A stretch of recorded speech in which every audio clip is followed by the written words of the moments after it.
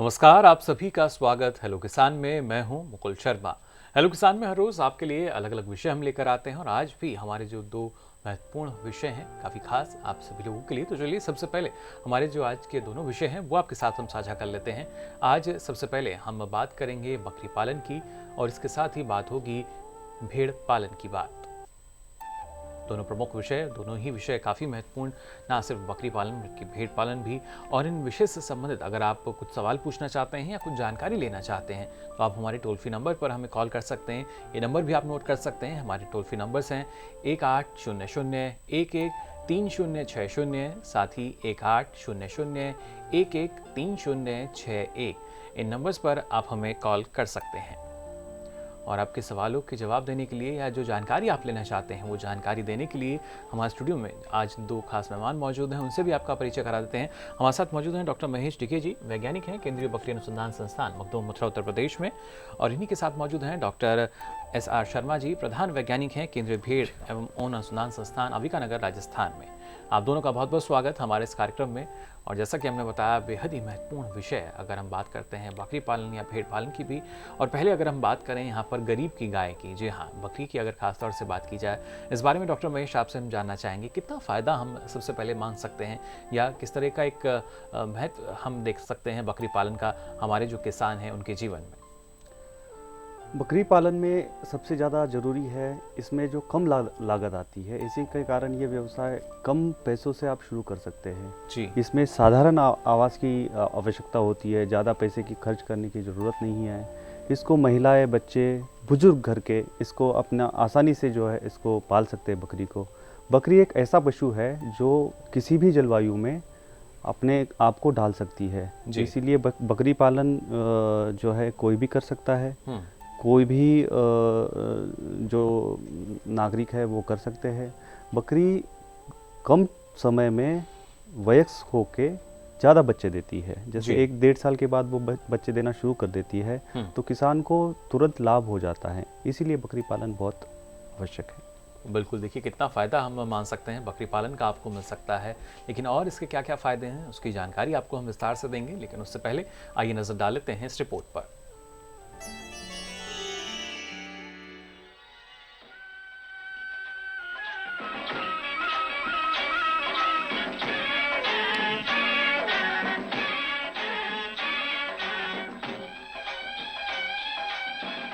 गणना के अनुसार हमारे देश में 13.51 करोड़ बकरियां पाई जाती हैं।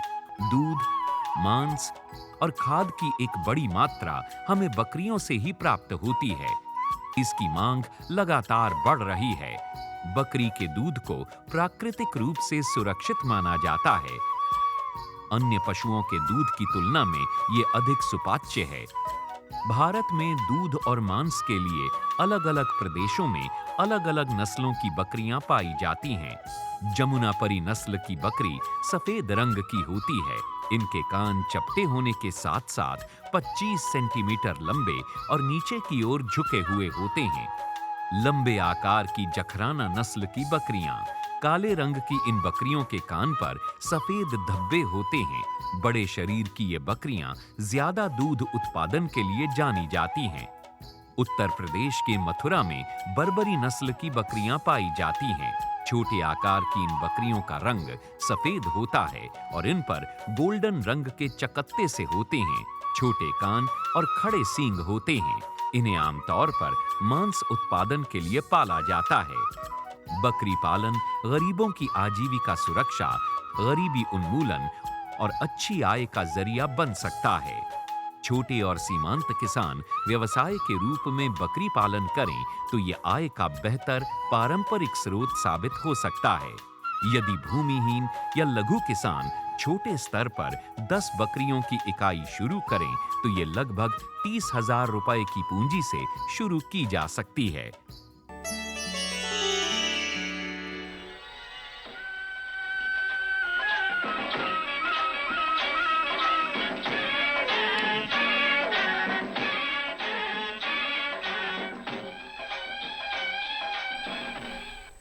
तो जाना आपने यहाँ पर बकरी पालन के बारे में, किससे हम मान सकते हैं कि एक कम लागत में आप इसकी शुरुआत कर सकते हैं, उसके बाद अच्छा मुनाफा इसमें आपको मिल सकता है।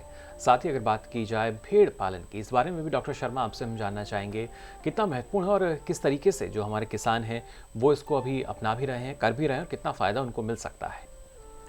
देखिए, भेड़ पालन जो है ये मुख्यतः हमारे देश में गरीब किसान जो हैं या भूमिहीन किसान हैं उनके यहाँ होता है, और इसको प्रमुख रूप से मांस, ऊन और चमड़े के लिए पाला जाता है और उससे यह आय होती है किसानों को।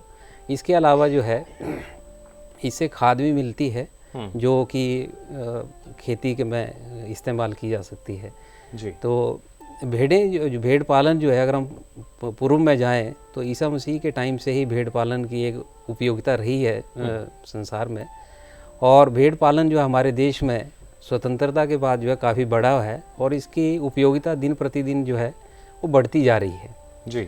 और इसमें बहुत सारे लोग जो हैं, बहुत सारे किसान जो हैं अब जुड़ रहे हैं, क्योंकि इसके जो है एक किस्म से किसानों के लिए चलता फिरता एटीएम या बैंक कह लो, या एक सोशल सिक्योरिटी है उनके लिए, एक इंश्योरेंस है कि जब चाहें वो इसको बेच सकते हैं और अपना ज़रूरतों को के लिए पैसा जो है वो पूरा कर सकते हैं, अपनी ज़रूरतों को पूरा कर सकते हैं। जी, यानी मान सकते हैं देखिए आमदनी के लिए भी काफ़ी अगर देखा जाए तो ना सिर्फ भेड़ पालन जो, जैसा कि डॉक्टर शर्मा ने हमें बताया कि ये किसी बैंक या एटीएम से कम नहीं है। जब आपकी आवश्यकता है उसके अनुसार आप इनको बेच भी सकते हैं या इनसे जो उत्पाद तैयार होते हैं उनके ज़रिए भी आपको अच्छा खासा मुनाफा मिल सकता है। और कितना फ़ायदा इसमें है ये आपको हम बताएंगे, लेकिन आइए उससे पहले नज़र डाल लेते हैं इस रिपोर्ट पर।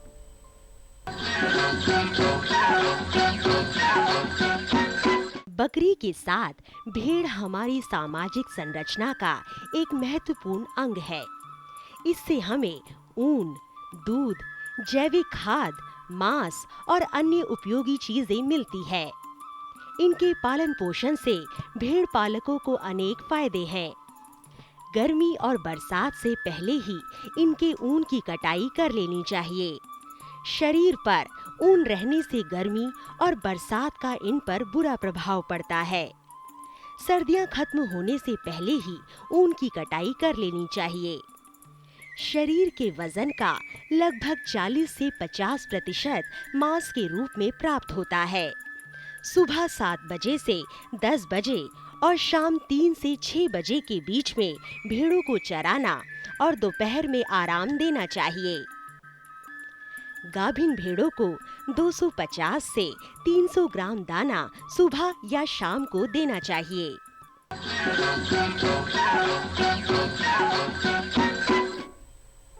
तो जाना आपने भेड़ पालन के बारे में भी, किस तरीके का प्रबंधन जो है आपको अपनाना होगा अगर आप भेड़ पालते हैं या बकरी पालन आप करते हैं, ये बेहद ज़रूरी होता है। सबसे पहले अभी अगर फ़िलहाल की हम बात करते हैं, जिस तरीके से सर्दी का मौसम है, इस बारे में डॉक्टर शर्मा आपसे हम जानना चाहेंगे, क्योंकि जो हमारे पशुओं की हम बात करते हैं या जो भेड़ की भी हम बात करें, जिसको आपने कहा कि किसानों के लिए एटीएम से कम नहीं है, उनके स्वास्थ्य की अगर हम बात करें, ऐसे मौसम में किस तरह का प्रभाव हम मान सकते हैं कि जो सर्दियाँ हैं उनका पड़ सकता है इन पर?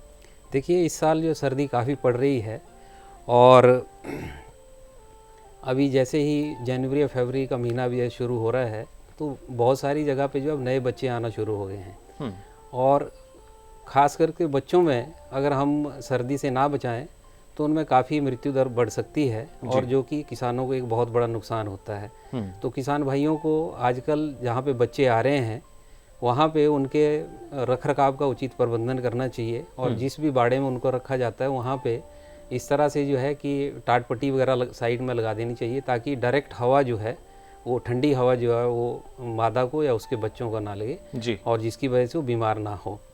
इसके अलावा क्योंकि बच्चे जो हैं अधिकतर रात के समय पैदा होते हैं या कुछ ऐसे समय में पैदा होते हैं जब 24 घंटे आप उनकी निगरानी नहीं रख सकते हैं, तो ऐसी स्थिति में हमें ये ज़रूर देखना चाहिए बार बार रात को, अगर जैसे हमें पता है कि बच्चे आने हैं तो रात को 2-3 बार हमें चेक कर लेना चाहिए कि ताकि कोई बच्चा आया है तो अपनी माँ के पास है और उसको जो है 1-2 घंटे के अंदर जो उसका दूध है, खीस जिसको हम कहते हैं, कोलेस्ट्रम जिसको कहते हैं, वो उसको मिल जाए। क्योंकि ये जो कोलेस्ट्रम है वो बच्चों में प्रतिरोधक क्षमता जो है उसको बढ़ाता है। जितनी भी बीमारियां उसको अपने जीवन में देखनी है उसके माँ से जो है वो प्रतिरोधक क्षमता जो है वो खीस के द्वारा आती है जी। कई जगह पे लोग इस चीज़ को नहीं मानते हैं कि ये ठीक नहीं होता, लेकिन वैज्ञानिक तरीके से जो है खीस का पिलाना जो है बहुत ज़रूरी है, जी ताकि वो जिससे बच्चे जो है स्वस्थ होते हैं और वो जो है बिल्कुल सही रहते हैं। इसके अलावा एक सावधानी जो बरतनी चाहिए, अब जब बच्चे आ रहे हैं तो जो उनकी नाल होती है जो इससे माँ से जुड़े होते हैं, उसको जो है उनके शरीर से 4-5 सेंटीमीटर नीचे धागे से बांध देना चाहिए और उससे 1-2 सेंटीमीटर नीचे से काट के और टिंचर आयोडीन वगैरह लगा देनी चाहिए, ताकि ऐसे बच्चों को जो है टेटनस या दूसरे मक्खियों के कीड़े वगैरह जो पड़ते हैं उस तरह की चीज़ें ना हो। चलिए, ये सावधानी है। देखिए, जो हमारे भेड़ पालक हैं उनको अपनानी होगी, काफ़ी बेहतर है। इससे आपकी जो भेड़ हैं उनका स्वास्थ्य, उनकी सेहत रह सकेगी। इस बीच हमारे साथ एक दर्शक जुड़ चुके हैं फ़ोन लाइन पर। बहुत बहुत स्वागत आपका हेलो किसान में। क्या जानना चाह रहे हैं? सर, इंदौर मध्य प्रदेश के मौसम के हिसाब से बकरी पालन करना चाहें तो बकरी की कौन सी प्रजाति पालें? चलिए, मध्य प्रदेश से ये जानना चाह रहे हैं डॉक्टर महेश कि अगर ये बकरी पालन करना चाहते हैं तो कौन सी जो नस्ल है वो अच्छी रहेगी?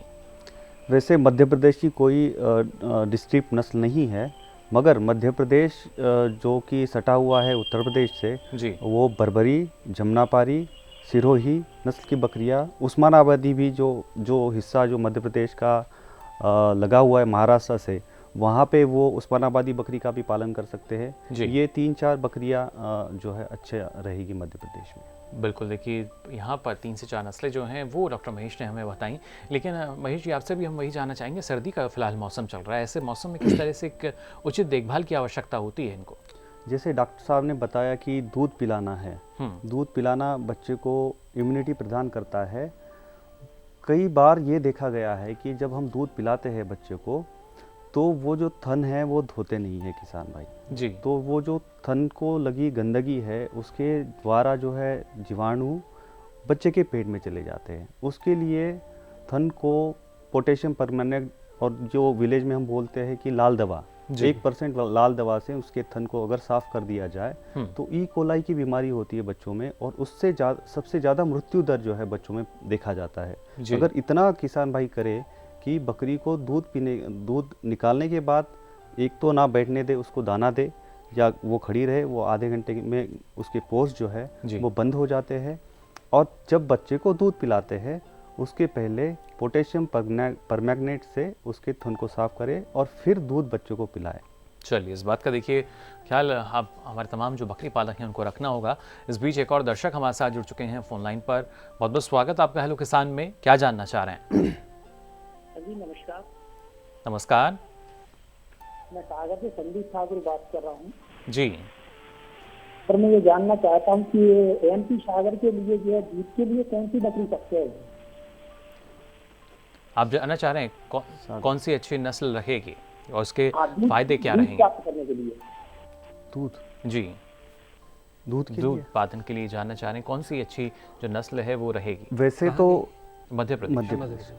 वैसे तो 4-5 नस्लें हैं हिंदुस्तान में। एक तो सबसे अच्छी जो नस्ल है जमुनापारी है, दूसरी दूध के लिए नस्ल है झकराना, तीसरी नस्ल है जो है बीटल, और सुरती गुजरात की जो है। मगर मध्य प्रदेश की जहाँ तक बात है वहाँ पे ये झकराना और जमुनापारी नस्ल का उपयोग कर सकते हैं दूध उत्पादन के लिए।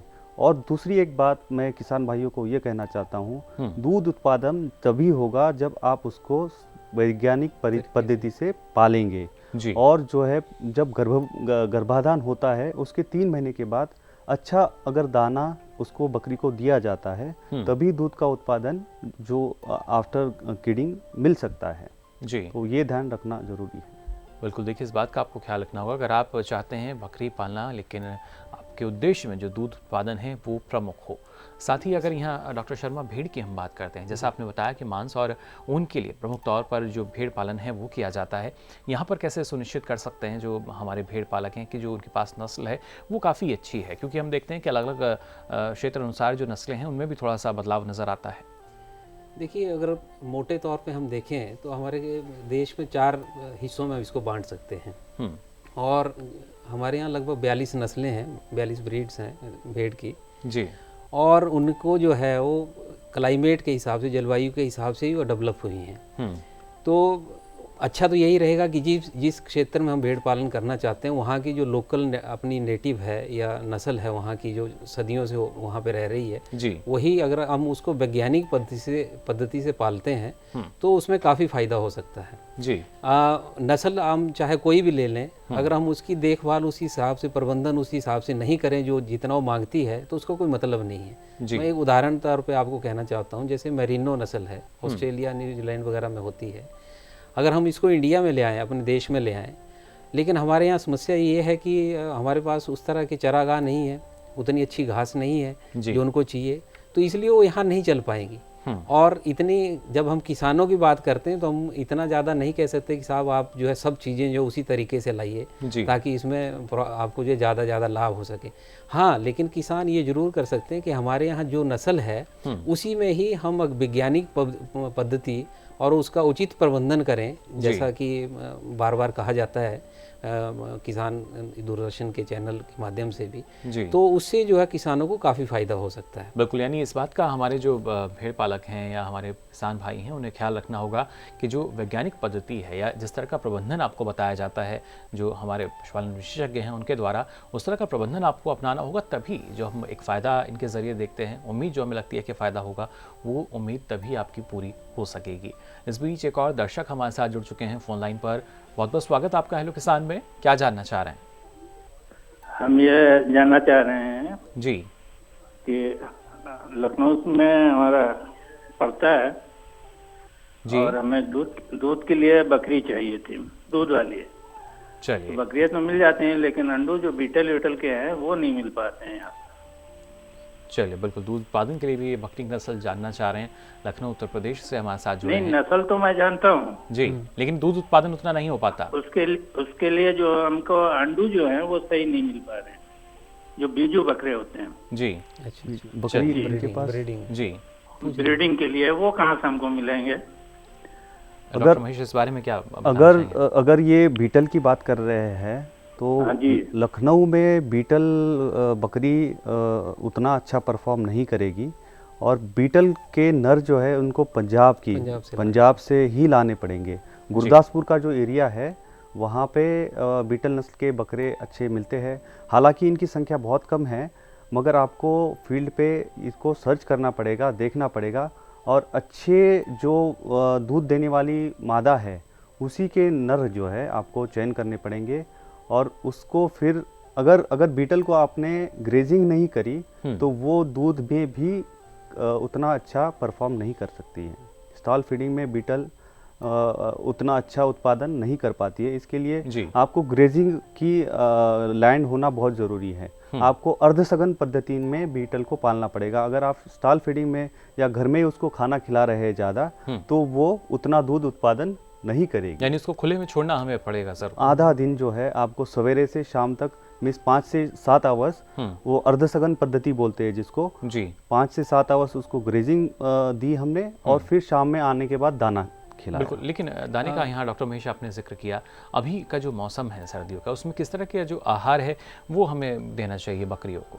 बकरी की जहाँ तक बात है, बकरी तो एक भूसा खाती है। भूसे में जो है आप ऋतु के अनुसार भूसा उसको खिलाइए। ऋतु के अनुसार जैसे कि चने का भूसा आता है, अरहर का भूसा आता है, जौ का भूसा आता है जी, और ये दलिया का भूसा, जितने भी मूंग का भूसा है, ये भूसा 1/3 जो है प्रोपोर्शन में होना चाहिए।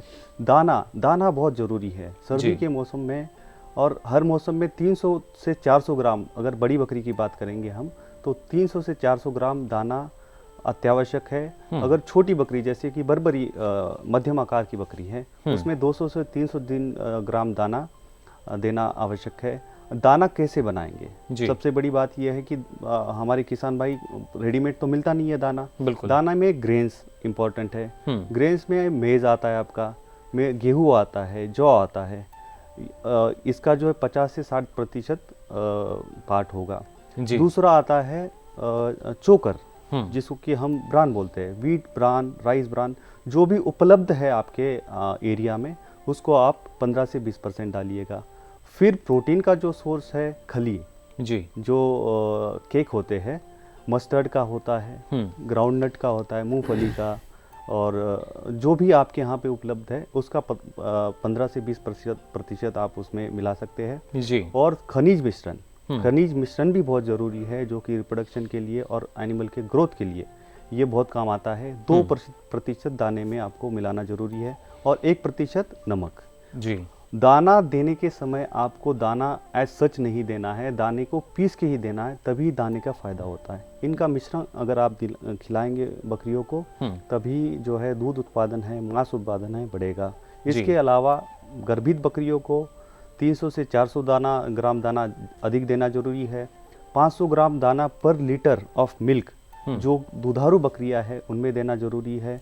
और जो नर है आपके उनको भी 400 से 500 ग्राम दाना ब्रीडिंग सीजन में आपको देना जरूरी है। चलिए, ये तो बात हुई बकरियों की। खासतौर से भेड़ की अगर हम बात करते हैं डॉक्टर शर्मा, क्योंकि वहाँ भी शायद वजन के अनुसार जो आहार है वो सुनिश्चित करना पड़ता है, और फिलहाल का जो मौसम है उसको देखते हुए आप क्या बताना चाहेंगे? देखिए, आजकल जो है, जैसे मैं पहले भी कह रहा था कि आजकल बच्चे आना शुरू हो गए हैं, तो भेड़ों में जनरली प्राय ऐसा किया जाता है कि जैसे डॉक्टर दीगे बता रहे थे कि इनको जो है चराई के साथ साथ जो है हमारे को इनको फीड देनी पड़ती है, कंसंट्रेट देना पड़ते हैं। चाहे भेड़ हो बकरी हो, करीब अमूमन 300-400 ग्राम जो है हम दाना देते ही देते हैं जी। तो जैसे अभी जो भेड़ें जो प्रेग्नेंट है, गाभिन है, उन्होंने बच्चे देने हैं, जिन्होंने बच्चे दे दिए हैं, तो क्योंकि बच्चे आ गए हैं तो उनके लिए दूध भी चाहिए, तो उनको जो है एडिशनल दाना जो है हम 300 से 400 ग्राम जो है करीब प्रति जानवर जो देते हैं, ताकि उनमें जो है दूध की मात्रा बनी रहे, भरपूर मात्रा बनी रहे, और बच्चे जो हैं उनको काफ़ी दूध मिल सके और उनमें एक अच्छी ग्रोथ आ सकती है। जी। तो अच्छे, देखिए ये भी बेहद ज़रूरी कि बढ़वार जो है उनका जो विकास है, शारीरिक विकास जो है वो सही तरीके से हो, तो उसमें काफ़ी महत्वपूर्ण अगर आहार की भूमिका की हम बात करते हैं। इस बीच एक और दर्शक हमारे साथ जुड़ चुके हैं फ़ोन लाइन पर। बहुत बहुत स्वागत आपका हेलो किसान में। क्या जानना चाह रहे हैं?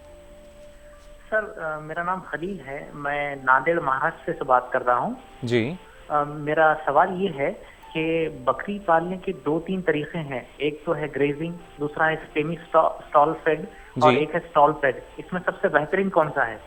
और दूसरी चीज मुझे ये जानना था कि सर आप पहले ये बता दीजिए, फिर मुझे अगर उसमें कुछ अपडेट करना है तो मैं फिर से पूछूंगा आपको।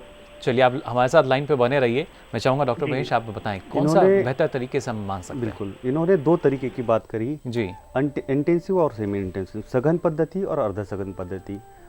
हिंदुस्तान में ये देखा गया, अनुसंधान से ये पता चला है कि अर्ध सघन पद्धति जो है बकरियों के लिए सबसे जो है उसमें आपकी बढ़वार और दूध का उत्पादन सबसे अच्छा होता है। अगर आप बकरी को ग्रेजिंग नहीं कराएंगे तो उसमें उतना इम्प्रूवमेंट नहीं आता जितना कि सघन पद्धति में आता है। और सघन पद्धति में सारी बकरियां परफॉर्म करेगी इसकी गारंटी नहीं है। सघन पद्धति में बहुत कम बकरियां है कि वो अच्छा मांस जो है प्रोड्यूस करती है और अच्छा दूध प्रोड्यूस करती है।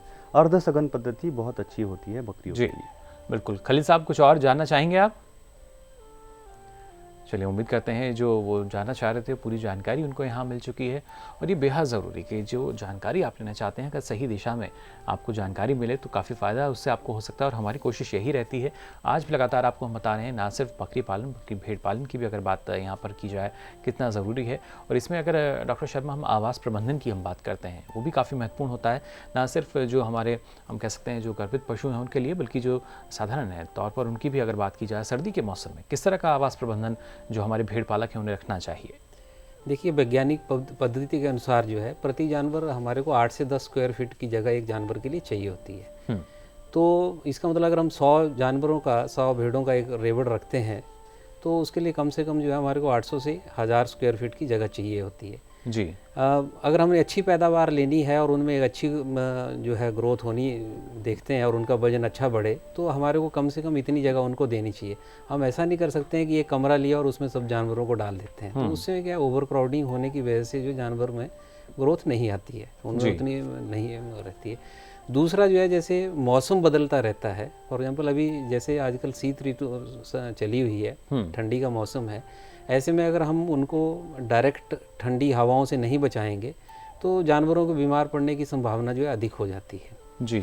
इसलिए जो है खास करके जब सर्दी का मौसम आजकल जैसे आ रहा है या गर्मी का मौसम जब लू आती है तो इन दोनों स्थितियों में क्योंकि हमारे यहाँ पे जो है हर जगह के हिसाब से थोड़ा अलग अलग जलवायु रहता है। जी। लेकिन ये दोनों बड़े सीज़न हैं, जैसे गर्मी का और सर्दी में, तो इसमें जो है जानवरों को हमें गर्मी से बचाना चाहिए और सर्दी से बचाना चाहिए। यानी दोनों ही जो प्रमुख मौसम है उसमें आपको उनका ख्याल रखना होगा, जी जी जिससे उनकी जो सेहत है उस पर जी। किसी भी तरह का जो दुष्प्रभाव है वो ना पड़ सके। बाकी जैसे जी। अगर हम प्रबंधन नहीं रखते हैं, फॉर एग्जांपल जैसे हम बता रहे थे कि उसको कम से कम इतनी जगह चाहिए, 8 से 10 स्क्वायर फीट की एक जानवर के लिए जगह चाहिए। जी। अगर मान लिया हमने ज़्यादा जानवर थोड़ी जगह में रख लिए हैं, तो जैसे ही वर्षा ऋतु आएगा, मौसम आएगा, तो उस टाइम जो है बिल्कुल ऐसी एक कंडीशन बन जाती है हॉट ह्यूमिड, जिसकी वजह से जानवर, बहुत सारे जानवर बीमार हो जाते हैं, उनमें निमोनिया की प्रॉब्लम आना शुरू हो जाती है और भी दूसरी संक्रमित जो बीमारियां उनमें पनप जाती हैं। जी। तो इसलिए जो है जानवरों को जो है एक आवास देना जो है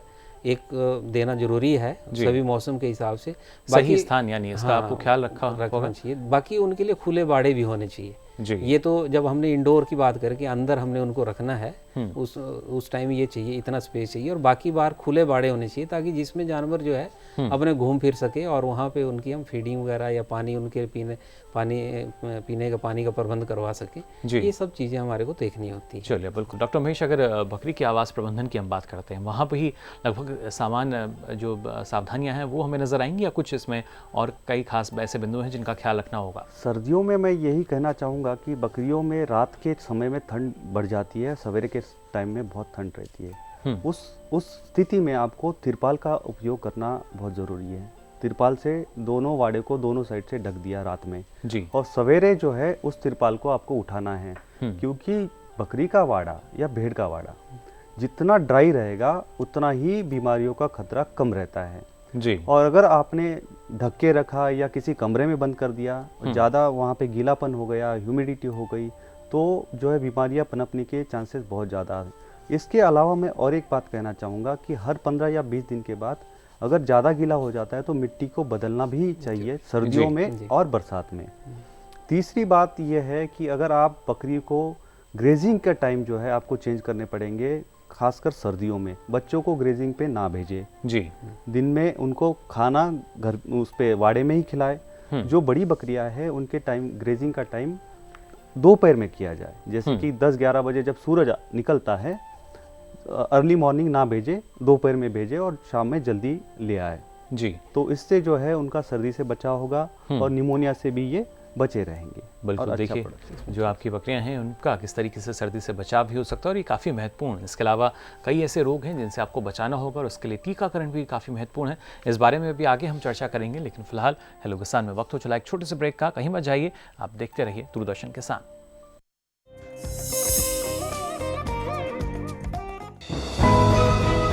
ये कामयाबी है अन्नदाता की, ये कहानी है खेत और खलिहानों की। कैसे करें अपने पशुओं की देखभाल, जानिए गांव-गांव के किसानों का हाल। देखिए गांव किसान सोमवार से शुक्रवार दोपहर 12:05 पर। 50 साल से लगातार कृषि दर्शन है आपके साथ। खेती की नई तकनीकों से लेकर किसानों की हर समस्या का हल, जारी है कृषि दर्शन का ये सफर। किसान चैनल के साथ सोमवार से शुक्रवार शाम 5:30 पर।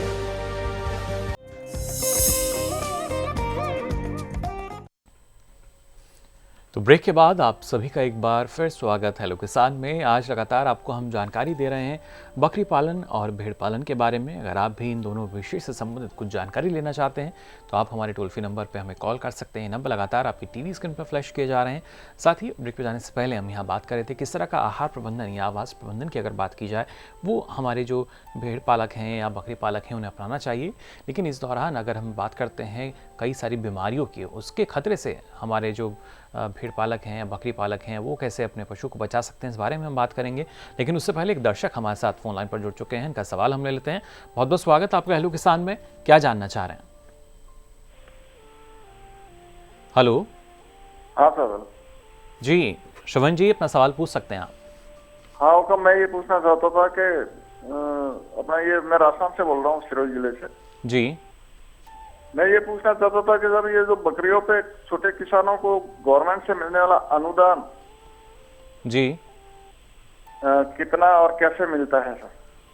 चलिए, यानी वित्तीय सहायता जो है वो किस प्रकार मिल सकती है ये आप जानना चाह रहे हैं। हाँ हुक्म। चलिए बिल्कुल। डॉक्टर महेश, किस तरह का प्रावधान है अगर हम बकरी पालन की बात करते हैं तो इसमें वित्तीय सहायता का?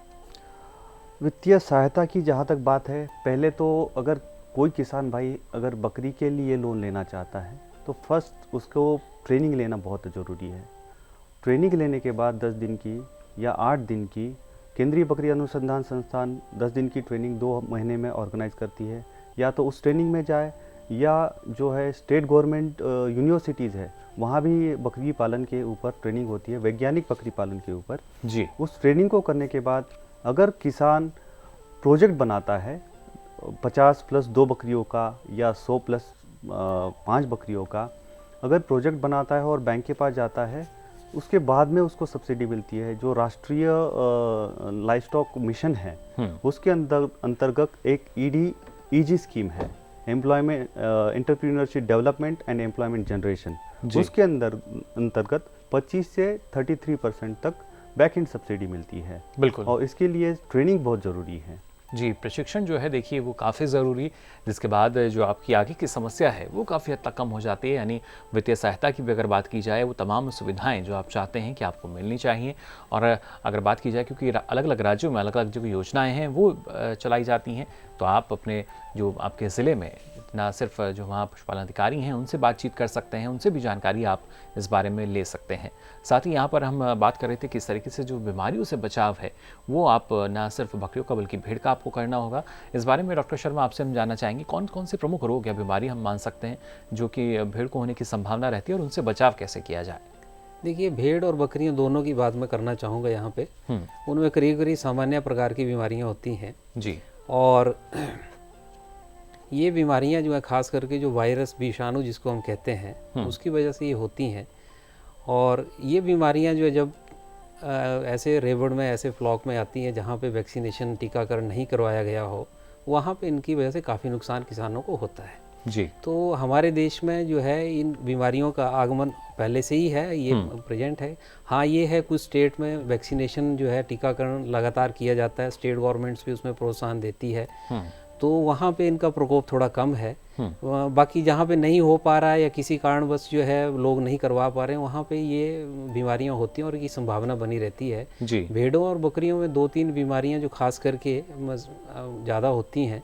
एक तो चेचक पॉक्स जिसको हम कहते हैं या माता जिसको हम कहते हैं। जी। ये बीमारी जो है दोनों में, भेड़ों में भी होती है और बकरियों में भी होती है। जी। और इस बीमारी की वजह से जो जानवर हैं वो काफ़ी कमज़ोर हो जाते हैं, बड़े जानवर में। लेकिन छोटे जानवर जो हैं, छोटे बच्चे, अगर उनमें ये चीज़ आती है, बीमारी आती है, तो उनमें काफ़ी जो है मृत्यु दर होती है और जिससे किसानों को नुकसान होता है। जी। तो जहाँ पे ये चीज़ें हैं, ये जो बीमारियाँ हैं, इनकी मॉनिटरिंग जो है हर जगह हर स्टेट गवर्नमेंट भी करती है। जी। केंद्रीय संस्थान भी इनकी मॉनिटरिंग करते हैं, तो उससे पता लगता रहता है कि कहाँ पे क्या हो रहा है करके। तो उस हिसाब से जो है उस स्थान के या उस स्टेट के हिसाब से जो है वैक्सीनेशन जो शेड्यूल है टीकाकरण का जो वो निर्धारित किया जाता है। यानी अगर आप निगरानी करते रहेंगे, लक्षण आपको दिखाई देंगे और उसी हिसाब से जो टीकाकरण है, देखिए हर एक राज्य में, हर एक जिले में हम मान सकते हैं जो लगातार किया जाता है लोगों को और ज़्यादा जागरूक करने के लिए, जिससे उनके जो पशुधन है वो सुरक्षित रह सके। और भी आपसे हम जानकारी लेंगे डॉक्टर साहब, लेकिन उससे पहले एक दर्शक हमारे साथ जुड़ चुके हैं, इनका भी सवाल हम शामिल कर लेते हैं। बहुत बहुत स्वागत आपका हेलो किसान में, क्या जानना चाह रहे हैं? हेलो, नमस्कार सर जी। जी जगदीश जी नमस्कार, क्या जानना चाह रहे हैं? सर जी, मैं ग्राम काकड़िया, तहसील खातेगांव, जिला देवास से जगदीश सैनी बात कर रहा हूँ जी। मैं जानकारी ये चाह रहा हूँ सर जी कि गर्मी के दिनों में बकरियों के आंखों से पानी बहना और बारिश में उनके खुर पक जाना, तो इस बीमारी की रोकथाम के लिए कोई उपचार बताइए। चलिए बिल्कुल, गर्मियों के दिनों में आँख से पानी आना और जब बारिश का जैसे मौसम आता है तो खुर पक जाते हैं, यानी मुँह पका खुर पका बीमारी की जो है काफ़ी महत्वपूर्ण भी ये है। और इसके लिए रोकथाम जो है डॉक्टर महेश किस तरीके से हमारे जो बकरी पालक हैं या भेड़ पालक हैं, क्योंकि उस भेड़ों में भी कभी कभी ये रोग आता है, वहाँ पर कैसे कर सकते हैं इसकी रोकथाम? मैं बोलता हूँ जी। इसमें ऐसा है कि इनकी समस्या जो है, मैं तो इनको यही कहना चाहूँगा कि जो नज़दीकी पशु चिकित्सक हैं उनसे ये पहले दिखाएं कि उनके जानवरों क्या समस्या है। लेकिन जो मोटा मोटा जो हम हमें प्रतीत हो रहा है कि जो कह रहे हैं, जहाँ तक तो इनके खुर की बात है, जो वर्षा ऋतु में इनके आती है प्रॉब्लम आ रही है, फुट रॉट जिसको हम कहते हैं जी। अगर वही समस्या है, क्योंकि जो ये कह रहे हैं उससे तो पता नहीं लग सकता है, क्योंकि वो कई टाइप की होती है, कई दूसरी बीमारी की वजह से भी हो सकता है। तो ये पशु चिकित्सक को ज़रूर बताएं।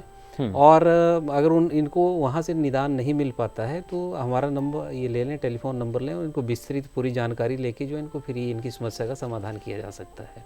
जी बिल्कुल, ये बेहद ज़रूरी कि देखिए जो लक्षण हैं वो अलग अलग भी हो सकते हैं, तो सबसे पहले आप बिल्कुल भी देरी ना करें। जब आपको किसी भी तरह के लक्षण या रोग के लक्षण जो है वो अगर दिखाई देते हैं तो तुरंत जितना जल्दी हो जाए आप जो आपके पशु चिकित्सक हैं उनसे संपर्क करें, तो हम मान सकते हैं कि जल्दी जो समस्या का एक निदान है वो लगभग आपको मिल सकता है। साथ ही यहाँ डॉक्टर महेश आपसे हम जानना चाहेंगे, जैसे कि अब रोग या बीमारी की हम बात कर रहे थे, ऐसे में टीकाकरण जो है काफ़ी महत्वपूर्ण होता है। बकरियों में कौन कौन सी अवस्थाओं में जो टीके हैं वो लगातार बकरी पालकों को उनका ख्याल रखना चाहिए? बकरियों में टीकाकरण बहुत ज़रूरी है, बकरियों में और भेड़ में। जी। बकरी की सबसे बड़ी बीमारी जो आजकल चल रही है फरवरी मार्च महीना, जनवरी फरवरी में, वो है PPR, जिसको कि हम गोट प्लेग कहते हैं। जी। इसका टीका बहुत ज़रूरी है। अगर आपने इसका टीका नहीं लगाया तो फ्लॉक के फ्लॉक जो है मॉर्टेलिटी हो सकती है। इसमें आपके 100 में से 80 जानवर तक मर सकते हैं। जी। इसका टीका 3 महीने के बाद, पशु जब जैसे ही 3 महीने का हो जाता है उसके बाद आपको PPR का टीका लगाना चाहिए। ये टीका किसी भी स्वास्थ्य केंद्र में मिलता है और वेटनरी डॉक्टर इसका लगाते हैं। जी। दूसरी सबसे बड़ी बीमारी है इंटेरोटॉक्सिमिया, आंत विषक्ता, जो कि आंत की बीमारी है। ये बीमारी होती क्यों है? जैसे कि जब बरसात होती है उसके बाद में बहुत ग्रीन फॉडर आ जाता है और बकरी एकदम से उसको ज़्यादा खा लेती है। जी। या आपने ज़्यादा एकदम से दाना दे दिया, एकदम से फीड में चेंज अगर बदलाव करते हैं आप, तो भी आंत विषक्ता हो सकती है। इसका भी टीका 3 महीने के बाद आप लगा सकते हैं। जी। इसका 2 ml का टीका आता है, सबक्यूटेनियस जो त्वचा के नीचे लगाना होता है। इसका बूस्टर डोज 203 वीक के बाद में एक बूस्टर डोज देना होता है और फिर हर 6 महीने के बाद इसका रिपीट करना बहुत ज़रूरी है। हर 6 महीने के अंतराल पर। PPR का जो गोट प्लेग की बात करी, वो एक बार लगाने से 3 साल तक आपको प्रतिरोधक शक्ति देता है। जी। चौथी जो है, तीसरी बीमारी है गोट पॉक्स, गोट चेचक। उसका भी टीका 3 महीने के बाद आप लगा सकते हैं और उसका रिपीटेशन होता है 1 साल के बाद। जी।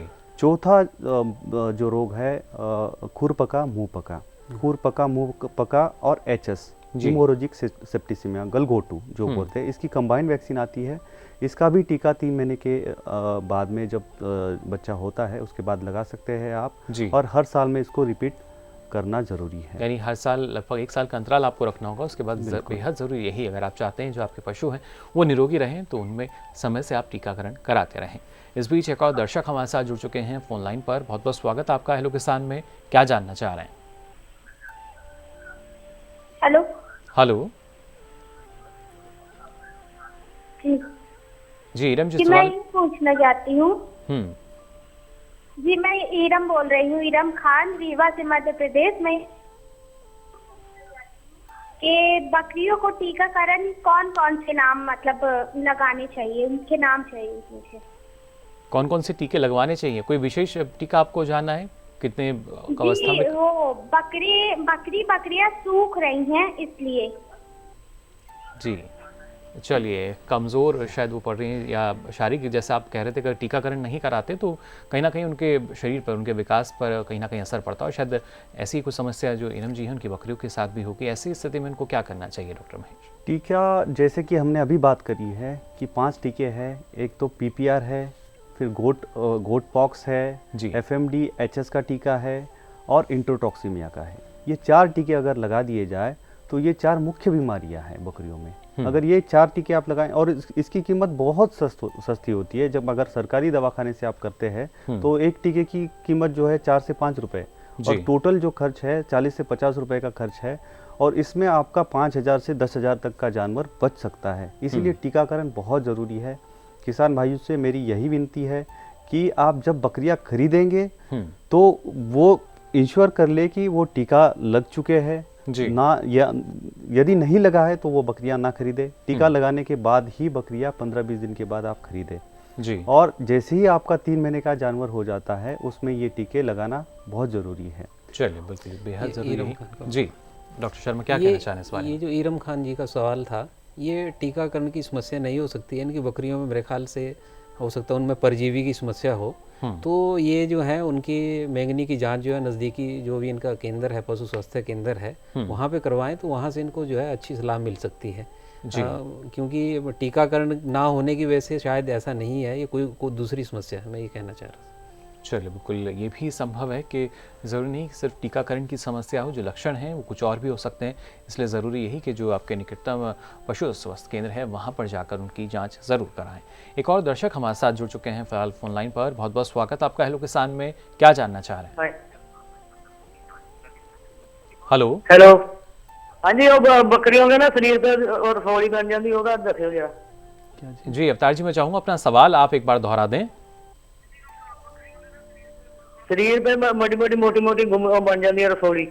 जी, ये बता रहे हैं कि जो बकरियां हैं उनके शरीर पर मोटी मोटी शायद फुंसियां जैसी जो हैं वो हाँ इनको जी, हाँ जी, दिखाई दे रही रसोड़ी, हम उसको रसोड़ी बोलते हैं। हैं। जी, इस तरह का लक्षण इनको दिखाई दे रहा है बकरियों के शरीर पर। नहीं, केसियस लिम्फेडेनाइटिस क्या इसकी वजह हो सकती है डॉक्टर? ये बीमारी बैक्टीरियल है, इस केसियस लिम्फेडेनाइटिस इसको बोलते हैं, CS। और इसकी जो अगर ये इनके फ्लॉक में ज़्यादा है तो इसका अभी तक तो ना कोई टीका है और ना कोई इलाज। जी, तो किसी तरह की ऐसे सावधानी बकरियों अगर को अपनाएंगे इन बकरियों को इनको फ्लॉक से हटा देना चाहिए, कलिंग करनी चाहिए। और जो नर होता है, नर में अगर ऐसी ज़्यादा ये है तो उसको भी ना रखे, ये फ्लॉक से इनको रिमूव करें, कलिंग करें। जी, इसमें थोड़ा सा ऐसा है कि अगर जो ये बीमारी है केसियस लिम्फेडेनाइटिस जिसको हम कहते हैं, तो इसमें जो है सूजन आती है, गांठें बनती हैं जगह जगह पे, अगर हम सही समझ पा रहे हैं इनकी बात को। तो इसमें क्या होता है कि जानवर को इसका उपचार कुछ नहीं है। जी, उपचार हम नहीं कर सकते हैं, या करना भी चाहें तो उसकी कीमत इतनी हो जाती है कि जानवर की कीमत से ज़्यादा हो जाएगा, और फिर भी हम ये नहीं कह सकते गारंटी के साथ सफल रहेगा, ठीक, हाँ ठीक हो जाएगा। इसमें ऐसा होता है कि ये जो बीमारी है वो माँ के दूध के साथ ही आती है, जी, जो उसका मेन है। तो इसमें करना ये चाहिए कि जिन जानवरों में गांठें बन गई या गांठें आ गई, उनको इमीडिएट जैसे ही इनको पता लगता है इसमें गांठें बन गई, आप उनको बेच दीजिए, उनको फ्लॉक में मत रखिए। और लगातार जब आप निकालते रहेंगे तो धीरे धीरे ये बीमारी खत्म होती रहेगी। अगर आप उन्हीं जानवरों को अपने फ्लॉक में रखेंगे और उनसे बच्चे लेते रहेंगे तो एक साइकिल इसका बनता रहेगा और आप उसको कभी नहीं निकाल पाएंगे। जी, चलिए, तो इसके लिए आप इसका थोड़ा सा उस पर ध्यान दें और नज़दीकी जो भी इनका पशु चिकित्सक है उनसे परामर्श ले लें। और मोटे तौर पे हमें यही समस्या इनकी लग रही है। चलिए, बिल्कुल। साथ ही यहाँ डॉक्टर शर्मा आपसे हम जानना चाहेंगे, क्योंकि जो भेड़ पालन किया जाता है ज़ाहिर तौर पर उनकी प्राप्ति के लिए भी होता है, क्या इस दौरान कुछ और ख़ास बातों का ख्याल रखना चाहिए हमारे भेड़ पालकों को? देखिए, ऊन जो है, जो एक ज़माना था जब ऊन के लिए ही भेड़ पाली जाती थी, लेकिन अब थोड़ा सा ये सोच बदल रही है। भेड़ से जो इनकम अब ज़्यादा है वो मीट की वजह से होने लग पड़ी है। तो लोग जो है ऐसी उस पर जा रहे हैं कि जहाँ पे मीट ज़्यादा मिले और ज़्यादा पैसा बने कि किसानों को। जी, ऊन की उपयोगिता ऐसा नहीं है कि कम हो गई है, लेकिन ऊन जो है हमारे यहाँ बाहर से काफ़ी ऊन मंगवाई जा रही है और थोड़ी वो अच्छी किस्म की होती है, जिसमें जिसे कपड़ों में जिसको यूज़ किया जाता है, इस्तेमाल किया जाता है। हमारे यहाँ जो ऊन है केवल नॉर्थ की जो 2-3 स्टेट हैं, जम्मू कश्मीर, हिमाचल या उत्तराखंड में जो भेड़ें हैं, उनकी ऊन जो है केवल वही शॉल या दूसरे कपड़े बनाने के लिए इस्तेमाल की जाती है। बाकी जो ऊन है हमारी वो मोटी टाइप की है और उसके जो है नमदे, कंबल, इस तरह की चीज़ें बनती हैं। तो प्रयास अगर हम ऐसा करें कि क्योंकि ऊन की जो डिमांड है वो कभी ख़त्म नहीं होने वाली है जी, लेकिन हमारे थोड़ी समस्या ये प्रोडक्शन की आ जाती है। लेकिन जिस तरह से 2-3 स्टेट में अच्छे प्रयास हुए, हिमाचल में या कश्मीर में जो है, तो उससे जो है लोगों को काफ़ी फ़ायदा उनसे होता है। जी, बिल्कुल, काफ़ी फ़ायदा तो यहाँ पहुँचा है, लेकिन और किस तरीके से हम मान सकते हैं कि बेहतर ढंग से जो भेड़ पालन है वो किया जा सकता है और फ़ायदे जो हैं वो हमारे जो किसान हैं उनको मिल सकते हैं? इसके लिए और किन किन बातों का ख्याल रखना चाहिए? देखिए, हम तो किसानों को यही कहना चाहेंगे कि जब भी ये इस तरह सोचें कि हमने ये व्यवसाय, भेड़ पालन को एक व्यवसाय के रूप में चलाना है, तो उसको जो है वैज्ञानिक पद्धति के अनुसार करें, तभी जो है उचित उसका फ़ायदा हमारे को मिल सकता है। ऐसा नहीं हो सकता कि नहीं साहब किसी ने कहा कि 100 भेड़ें पाल लो और आपको इतना पैसा बन जाएगा, वैसा कुछ नहीं होता है। जब हम किसी को एक व्यवसाय के रूप में इस चीज़ को चलाएंगे और उसको हर स्टेप के ऊपर जो चीज़ें चाहिए होती वही चीज़ें, जैसे आहार की व्यवस्था अच्छी होगी, आवास की व्यवस्था अच्छी होगी, प्रजनन की अवस्था मैनेजमेंट जो अच्छी होगी, स्वास्थ्य की मैनेजमेंट अच्छी होगी उनके हेल्थ की, और उसके बाद जो जितनी बाकी चीज़ें हैं जैसे ऊन की शेयरिंग प्रॉपरली टाइम से होगी, और ये सब प्रबंधन जब एक वैज्ञानिक तरीके से किए जाएंगे तो डेफिनेटली जो है किसानों को उचित मूल्य मिलेगा और उसमें काफ़ी वो प्रोत्साहित भी रहेंगे और उसमें काफ़ी फ़ायदा हो सकता है। लेकिन ये नहीं किया जा सकता कि नहीं साहब हमने एक अच्छी नस्ल की भेड़ ले ली है, अब उसमें उतना पैसा नहीं आ रहा है। तो इसलिए नहीं आता है क्योंकि हम उसको उतना इनपुट नहीं दे पाते हैं जो उसको चाहिए होता है। जी, यानी जो उनकी आवश्यकता है हाँ, उनकी पूर्ति उसको पूरा नहीं कर पाते हैं। इसलिए जो है कुछ दिनों के बाद फिर किसान भी थोड़े से हो जाते हैं, उदास हो जाते हैं कि नहीं साहब वो बोला तो ऐसा था लेकिन हमारे को उतना पैसा मिल नहीं रहा है। तो लेकिन थोड़ा सा कहीं ना कहीं किसानों की तरफ से भी उसमें थोड़ा सी कमी रह जाती है, इसलिए उचित जितना मूल्य मिलना चाहिए उतना मिल नहीं पाता है। तो हम तो किसानों से यही कहेंगे कि आप जब भी इस व्यवसाय को अपनाएं तो अच्छा तो यही रहेगा कि आप इसका एक छोटी सी ट्रेनिंग, जैसे मथुरा में भी गोट के ऊपर दी जा रही है, वैसे हमारे संस्थान में भी अब जो राष्ट्रीय कौशल विकास कार्यक्रम है उसके अंतर्गत जो है ये ट्रेनिंग हमारे वहाँ भी शुरू की जा रही है। तो ये 8 दिन का एक प्रोग्राम रखा गया है और जो भी किसान इसमें हिस्सा लेना चाहें इस ट्रेनिंग को तो उनको ये ट्रेनिंग दी जाएगी और उसमें एक सर्टिफिकेट भी दिया जा सकता है जी दिया जाएगा, जिसके बाद जो है ये लोग लोन लेने के लिए या दूसरी चीज़ें लेने सरकार से जो भी वित्तीय सहायता लेने के लिए ये उसमें वो हो जाते हैं, काफ़ी एलिजिबल हो जाती है, इनको सुविधा हो जाती है। क्योंकि जब भी अगर ये बैंक के में जाते हैं या किसी दूसरी एजेंसी के पास जाते हैं तो कहते हैं साहब आपके पास ट्रेनिंग है, तो किसान कहते हैं साहब ट्रेनिंग तो नहीं है, तो नेचुरली वो एक थोड़ा सा इनके लिए एक मतलब नेगेटिव पॉइंट हो जाता है। इसलिए हम किसानों को यही कहेंगे आप इस व्यवसाय को अपनाइए, चाहे भेड़ पालन है या बकरी पालन है, लेकिन उसके लिए जो एक प्रॉपर ट्रेनिंग है, प्रशिक्षण है वो बहुत जरूरी है। क्योंकि उसमें जो भी आपको 8 या 10 दिन का जो प्रोग्राम होता है उसमें आपको दोनों हम मतलब थ्योरी भी और प्रैक्टिकल भी दोनों चीजें दिखाते हैं, दोनों चीजें बताते हैं। यानी सारी जानकारी जो आपको किसानों को मिल सकती है, चाहे आप बकरी पालन करना चाहें या भेड़ पालन आप करना और चाहें। वो एक बहुत जरूरी है क्योंकि उसमें फिर किसानों का जो कॉन्फिडेंस है ना उनमें एक आत्मविश्वास जग जाता है। चलिए डॉक्टर महेश आपसे भी हम यहाँ जानना चाहेंगे, अगर हम बकरी पालन की हम बात करते हैं तो यहाँ भी हमने देखा किस तरीके से जो मांस उत्पादन के बाद प्रसंस्करण करने के बाद कई सारे जो उत्पाद हैं वो अब तैयार किए जाने लगे हैं जिससे जो बकरी पालक हैं उनको बहुत ज़्यादा और फ़ायदा जो है वो मिल सके। अब बकरी पालन में अभी कई किसान भाई गोट के मीट प्रोडक्ट्स भी बनाने लगे हैं। इसकी जो है ट्रेनिंग केंद्रीय बकरी अनुसंधान संस्थान में वो प्राप्त कर सकते हैं। 5 और 10 दिन की ट्रेनिंग होती है। तो इसमें जैसे मीट से मीट नगेट्स है, मीट लोफ्स है या मीट से कुरकुरे बनाना है जी, ये मीट के प्रोडक्ट्स जो डिफरेंट प्रोडक्ट्स है, मीट पिकल है, ये सारी चीज़ें उनको हमारे ट्रेनिंग में समझाई जाती है। और जैसे कि दूध की बात होती है, दूध में भी बकरी के दूध से पनीर कैसे बनता है जी, तो इसकी भी ट्रेनिंग हमारे केंद्रीय बकरी अनुसंधान संस्थान में दी जाती है। अगर वैल्यू एडिशन करेंगे किसान भाई तो उनको निश्चित ही बहुत ज़्यादा फ़ायदा होता है। और उसका प्रॉपर मार्केटिंग से, अगर दूध की भी वो अच्छी मार्केटिंग करते हैं, जैसे कि वो शहर में दूध को बेचते हैं, बकरी के दूध में बहुत ही अच्छे तत्व पाए जाते हैं और जो इंसान माँ का दूध होता है बच्चे के लिए, वो दूध और बकरी का दूध इनमें जो है बहुत ही समानता होती है। इसके कारण बकरी का दूध बहुत ही अच्छा इन्फेंट्स के लिए माना जाता है और उसका प्राइस भी बहुत ज़्यादा है। चलिए बिल्कुल, लेकिन और बेहतर ढंग से जो बकरी पालक हैं वो ये कर सकें उसके लिए क्या आप किसी तरह का कोई मूल मंत्र उनको बताना चाहेंगे? सबसे पहले मैं यही बताना चाहूँगा कि किसान भाई जब बकरी पालन शुरू करते हैं तो वो अच्छी नस्ल का जो उनके वातावरण में अच्छा परफॉर्म करती हो वही खरीदे जी। पहली बात हो गई, नस्ल हो गई। और उसके बाद में अगर वो उनका स्टॉक जो फाउंडेशन स्टॉक जो शुरुआत करने जा रहे हैं बकरियों से, अगर वो अच्छा नहीं होगा तो उसके आने वाले बच्चे अच्छे नहीं होंगे। तो फाउंडेशन स्टॉक का बहुत अच्छा होना जरूरी है। अच्छी आनुवंशिकता के जो है बकरे, अच्छी दूध देने वाली बकरियां उनके पहले वाले स्टॉक में होनी चाहिए। किसान भाई ये भी ध्यान रखे जब वो बिजनेस या व्यवसाय की बकरी पालन का शुरू करते हैं तो वो इस ऐसे महीने में शुरू करे जो सुगम हो। सुगम ऋतु माने अक्टूबर नवंबर है जी। एकदम बरसात में, एकदम सर्दी में या एकदम धूप में फरवरी मार्च का भी महीना जो है बहुत यानी सुगम समय होता का है। ख्याल जो बकरी समय पालक है उन्हें रखना होगा। ख्याल बहुत ज़रूरी है जी, और समय का ख्याल थोड़ा सा हमें भी यहाँ रखना होगा, क्योंकि फिलहाल अब समय हो चला है इस कार्यक्रम को खत्म करने का, क्योंकि लगातार हमने आपको जानकारी दी किस तरीके से न सिर्फ आप भेड़ पालन बकरी पालन भी कर सकते हैं, उसके ज़रिए जो आपकी आमदनी है उसमें इजाफा हो सकता है, लेकिन आपको सिर्फ जो वैज्ञानिक पद्धति है उसका ख्याल रखना होगा। उसके बाद ही जो आपकी उम्मीदें हैं पशुधन से, फिर चाहे बकरी पालन की बात करते हैं या भेड़ पालन की, उन तमाम उम्मीदें पूरी हो सकेंगी, साथ ही आपको अच्छा मुनाफा भी मिलेगा।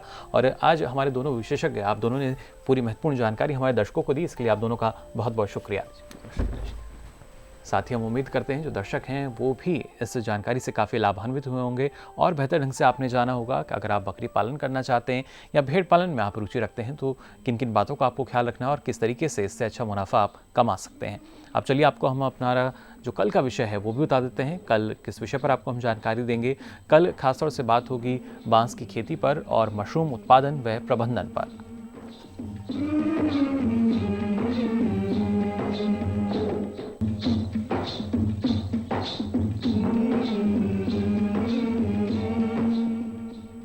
इसके साथ ही अगर आप अपना कोई सुझाव या किसी और विषय पर आप जानकारी लेना चाहते हैं तो आप हमें ईमेल कर सकते हैं। इसके लिए हमारा मेल आईडी आप नोट कर लीजिए।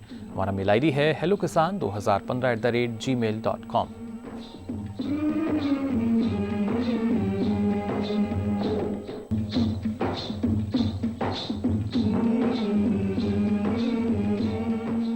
इसके अलावा आप फेसबुक के ज़रिए भी हमसे जुड़ सकते हैं।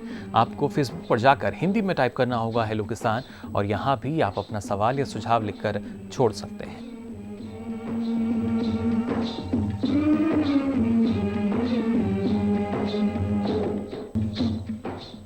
और अब बारी सबसे आखिरी लेकिन सबसे महत्वपूर्ण विकल्प की, जो यहाँ आप हेलो किसान के किसान कॉल सेंटर का नंबर नोट कर सकते हैं। इस नंबर पर भी आप अपना सवाल दर्ज करा सकते हैं। ये नंबर है 1800-113060। सोमवार से शनिवार सुबह 6 से रात के 10 बजे तक ये लाइन्स खुली हैं। इस पर भी आप अपना सवाल दर्ज करा सकते हैं।